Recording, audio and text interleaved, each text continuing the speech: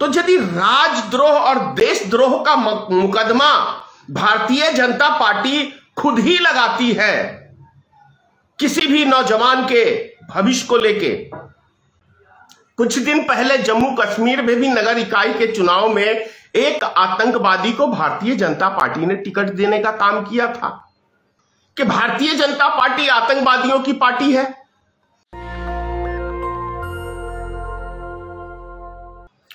देशद्रोही, राजद्रोही या कहें आतंकवादी,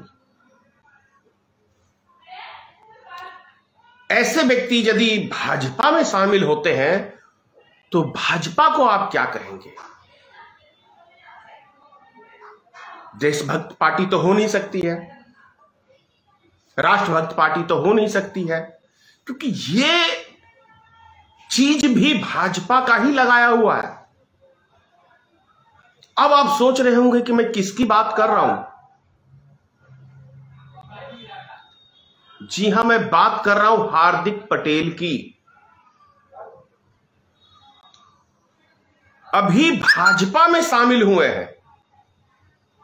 आप सबको याद है हार्दिक पटेल ने कुशवाहा समाज को लेके गुजरात में एक आंदोलन खड़ा किया था आरक्षण को लेके कि हमें भी अपनी जाति के लिए आरक्षण चाहिए। उस पे हार्दिक पटेल की एक पहचान बनी थी।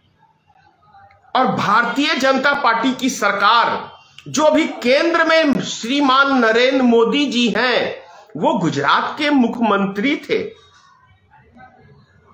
उस टाइम के अंदर हार्दिक पटेल के ऊपर राजद्रोह का, देशद्रोह का मुकदमा लगाया गया था।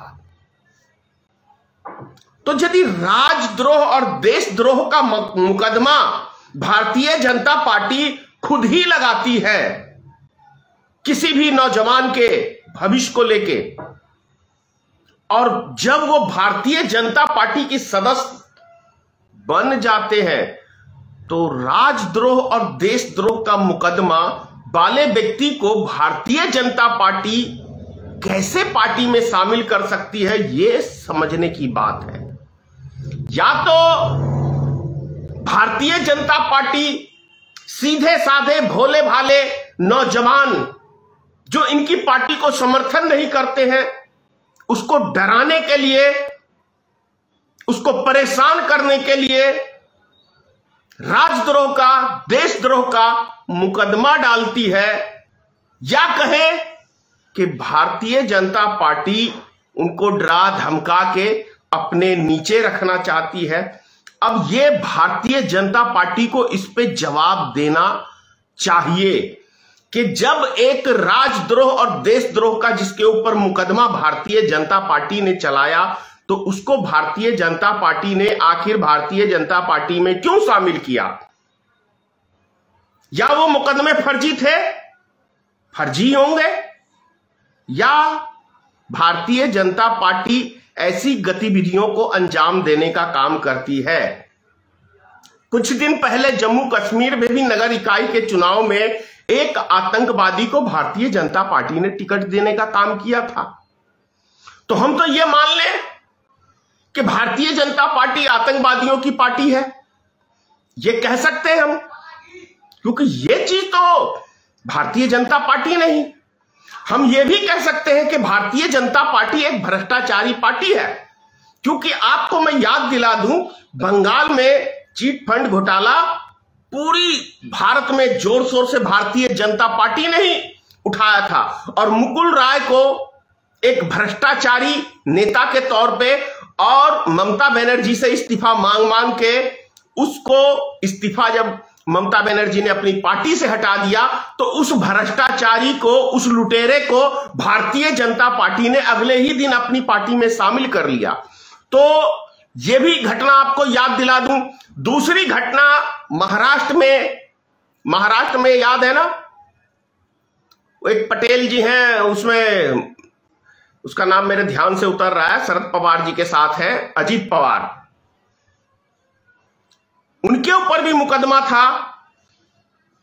किसका? घोटाले का ही था, 25,000 करोड़ का या ऐसे ही कुछ का घोटाले का आरोप था।